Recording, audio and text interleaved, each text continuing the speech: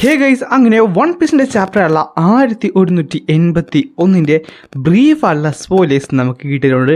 And believe me guys, these spoilers are huge, freaking huge. പല കാര്യങ്ങളും പല fan തിയറീസുകളും സത്യമായിരിക്കുകയാണ്. അതുകൊണ്ട് തന്നെ ഈ ഒരു സ്പോയിലേഴ്സിന് വേണ്ടി ഞാൻ കട്ട വെയിറ്റിംഗ് ആയിരുന്നു. ആൻഡ് ഈ സ്പോയിലേഴ്സ് വാച്ചിന് ശേഷം ഈ ചാപ്റ്റർ പീക്കായിരിക്കുന്നതിൽ ഒരു ഡൗട്ടും ഇല്ല. സോ നമുക്ക് നേരെ തന്നെ സ്പോയിലർ വീഡിയോയിലേക്ക് എടുക്കാം. അതിനു മുമ്പ് ഈ വീഡിയോ ആദ്യമായിട്ട് കാണുന്ന കൂട്ടുകാരാണെങ്കിൽ ഇപ്പോൾ തന്നെ ലൈക്ക് ചെയ്യാനും ഷെയർ ചെയ്യാനും സബ്സ്ക്രൈബ് ചെയ്യാനും മറക്കണ്ട. പിന്നെ ഇതേപോലത്തെ സ്പോയിലേഴ്സ് വീഡിയോ മിസ്സാകാതിരിക്കാൻ വേണ്ടി നമ്മുടെ പേജ് ഇപ്പോൾ തന്നെ നിങ്ങളുടെ കൂട്ടുകാർക്ക് റെക്കമെൻഡ് ചെയ്ത് വെക്കാനും മറക്കണ്ട. അങ്ങനെ 1781 പേരെന്ന് തന്നെ പറയുന്നത് ഗോഡ് ആൻഡ് ദി ഡെവിൽ എന്നാണ്. ഈ ചാപ്റ്റർ മെയിൻലി ഫോക്കസ് ചെയ്തിട്ടുള്ളത് ലോക്കി ഇമുവും തമ്മിലുള്ള ആ ഒരു ഫൈറ്റാണ്. തൻ്റെ റാഗ്നർ യൂസ് ചെയ്തുകൊണ്ട് നമ്മുടെ ലോക്കി ഇമുവിനെ കംപ്ലീറ്റ്ലി ക്രഷ് ചെയ്യാനായിട്ട് നോക്കുന്നുണ്ടെങ്കിലും നമ്മുടെ ഇമുവായിട്ട് ആ ഒരു ബ്ലാക്ക് ഫ്ലെയിം യൂസ് ചെയ്ത് അത് കംപ്ലീറ്റ്ലി ബ്ലോക്ക് ചെയ്യുന്നുണ്ട്. ഈ ബ്ലാക്ക് ഫ്ലെയിമിന് കുറേയധികം പ്രോപ്പർട്ടീസ് നമ്മൾ കണ്ടതാണ്. ഓൾറെഡി ഈ ബ്ലാക്ക് ഫ്ലെയിംസിന് ഹീൽ ചെയ്യാനായിട്ട് സാധിക്കും. അതുമാത്രമല്ല ഡിസ്ട്രക്ട് ചെയ്യാനുള്ള പവേഴ്സ് ഇതിനോടൊപ്പം നമ്മൾ കണ്ടു. അതിനോടൊപ്പം തന്നെ ഇപ്പോൾ ഇമ്മൻസ് ആയുള്ള സ്ട്രെങ്തും ആ ഒരു ബ്ലാക്ക് ഫ്ലെയിംസ് കാഴ്ചവെച്ചിട്ടുണ്ട്.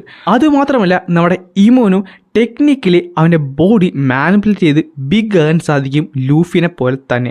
ചുരുക്കം പറഞ്ഞാൽ നമ്മുടെ ഇമു ലോക്കിയുടെ അത്രയും തന്നെ വലുതായിട്ടുണ്ട്. ഗൈസ്, എനിക്ക് ലോക്കിയുടെ ഡെവിൾ ഫ്രണ്ടിനെ പറ്റി ഒരു കാര്യം പറയാനുണ്ട്. അതെന്തായാലും ഈ വീഡിയോയുടെ ഏറ്റവും അവസാനം പറയാം. അതുകൊണ്ട് വീഡിയോ അവസാനം വരെ കാണാൻ എന്തായാലും മറക്കണ്ട. അതുമാത്രമല്ല ഇമു ഒരു ജൈൻ്റ് ആയുള്ള സോഡ് ക്രിയേറ്റ് ചെയ്യുന്നുണ്ട്. ആൻഡ് അതിനെ നെമസിസ് എന്നാണ് വിളിക്കുന്നത്. ആ ഒരു സോഡ് നമ്മുടെ മിഹോക്കിൻ്റെ സോഡോട് ശരിക്കും സിമിലാരിറ്റീസ് ഉണ്ട്.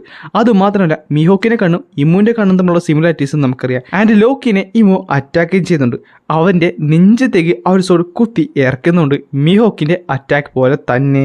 ഇമു എന്നിട്ട് ഹ്യൂമാനിറ്റിനെ പറ്റി പറയുന്നുണ്ട്. അതായത് ഹ്യൂമാനിറ്റി ഏറ്റവും കൂടുതൽ ഡിസയർ ചെയ്യുന്നത് പവറിനെയാണ്. ആ പവറാണ് പതുക്കെ കറപ്ഷനായിട്ട് മാറുന്നത്. ഇത് ഒപ്റ്റെയിൻ ചെയ്യാനായിട്ട്, അതായത് ആൻഡ് ഈ പവർക്ക് ഒപ്റ്റെയിൻ ചെയ്യാനായിട്ട് ഹ്യൂമൻസിന് പരസ്പരം ബോൺസ് അതും ആ കണക്ഷൻസ് ക്രിയേറ്റ് ചെയ്യേണ്ടി വരും. ആൻഡ് ഇതെല്ലാം കൂടെ അവസാനം എന്തായി തീരും?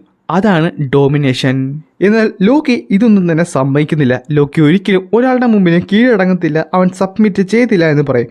പക്ഷേ ആ സമയത്ത് ഇമു തിരിച്ചു പറഞ്ഞ ഒരു മറുപടിയുണ്ട്. അതായത് ഈ ലോകത്തിൻ്റെ ട്രൂ ഉള്ള ഹാപ്പിനെസ് എന്ന് പറയുന്നത് തന്നെ ഡോമിനേഷൻ ആണെന്ന്. അതിനുശേഷം നമ്മൾ ഏറ്റവും കൂടുതൽ കാത്തിരുന്ന ഒരു ഫ്ലാഷ് ബാക്കിലേക്ക് പോകുവാണ്.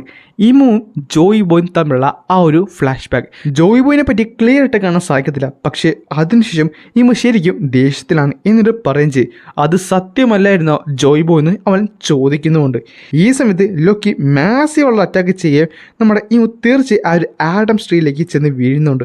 അതിനുശേഷം ലോക്കി തന്റെ ഡ്രാഗൺ ഫോമിലേക്ക് ചേഞ്ച് ചെയ്തുകൊണ്ട് ആ ഒരു ബിഗ് ആള മാസീവുള്ള ഇലക്ട്രിക് അറ്റാക്ക് ചെയ്യുന്നുണ്ട്.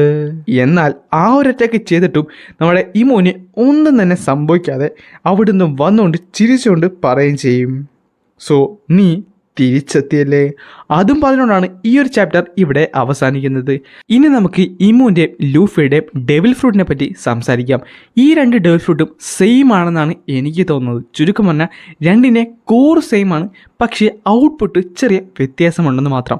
ഒന്ന് നല്ലതാണെങ്കിൽ മറ്റൊന്ന് ബാഡാണ്. അതായത് ഒന്ന് ഹെഡ്സ് ആണെങ്കിൽ മറ്റൊന്ന് ടെയിൽസ്. വേറൊന്നും കൊണ്ടല്ല, നമ്മുടെ ലൂഫി ഉണ്ടല്ലോ, ലൂഫി ഗിയർ 5ലേക്ക് മാറാൻ നേരത്ത് അവൻ്റെ ചുറ്റുപാടും സറൗണ്ടിങ്സ് എല്ലാം തന്നെ അഫക്റ്റ് ആകാറുണ്ട്.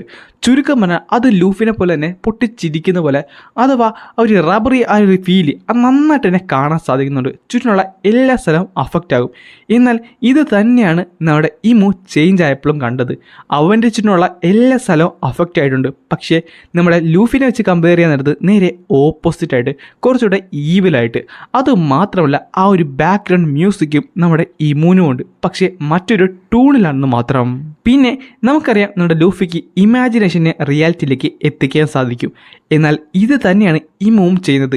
നമ്മുടെ ലൂഫി എങ്ങനെയാണ് നോർമൽ ലൂഫിയിൽ നിന്ന് ഒരു ജയൻറ്റ് ലൂഫിയെ മാറുന്നത്, അതുപോലെ തന്നെയല്ലേ ഈ സ്പോയിലേഴ്സിൽ പറഞ്ഞ ഇമു നോർമൽ സൈസിൽ നിന്ന് ലോക്കിയുടെ സൈസിലേക്ക് മാറുന്നത്. അതുമാത്രമല്ല നമ്മൾ കണ്ടതാണ് ലൈക്ക് ഒരു പന ഒരു ബേസ്ബോൾ ബാറ്റാക്കി നമ്മുടെ ലൂഫി മാറ്റുന്നത്. ആൻഡ് അത് തന്നെയാണ് ഇമുവും ചെയ്തിട്ടുള്ളത്. തൻ്റെ കയ്യിലുള്ള വെപ്പൺ ഒരു ഗണ്ണാക്കി ചേഞ്ച് ചെയ്തുകൊണ്ടാണ് കഴിഞ്ഞ ചാപ്റ്ററിൽ നമ്മുടെ ഗുങ്കോനെ അറ്റാക്ക് ചെയ്തത്. ചുരുക്കം പറഞ്ഞാൽ എൻ്റെ രീതിയിൽ രണ്ടുപേരും ഡെവിൽ ഫ്രൂട്ടിൻ്റെ കോറ് സെയിം ആണ്. രണ്ടും ഒരു പൊട്ടൻഷ്യൽ ത്രെറ്റുള്ള ഡെവിൽ ഫ്രൂട്ടാണ്. ഒന്ന് ഹെഡ്സ് ആണെങ്കിൽ മറ്റൊന്ന് ടെയിൽസ് ആണ്, അത്രമാത്രം. പിന്നെ അടുത്ത വീക്ക് ബ്രേക്ക് അല്ല, പക്ഷേ മാഗസിൻ ബ്രേക്ക് ഉണ്ട്. അതുകൊണ്ട് നമുക്ക് നേരത്തെ തന്നെ സ്പോയിലേഴ്സ് കിട്ടും. പക്ഷേ അടുത്ത വെള്ളിയാഴ്ച അടുത്ത ചാപ്റ്റർ നമുക്ക് ലഭിക്കുന്നതല്ല. പിന്നെ ഈ വെള്ളിയാഴ്ച തന്നെ ഈ ചാപ്റ്റർ കിട്ടും. അത് അപ്പം തന്നെ ഞാൻ എക്സ്പ്ലെയിൻ ചെയ്തേക്കാം. അതുകൊണ്ട് അതൊന്നും മറക്കാതിരിക്കാൻ വേണ്ടി നമ്മുടെ പേജ് ഇപ്പം തന്നെ സബ്സ്ക്രൈബ് ചെയ്ത് വെക്കാൻ മറക്കണ്ട.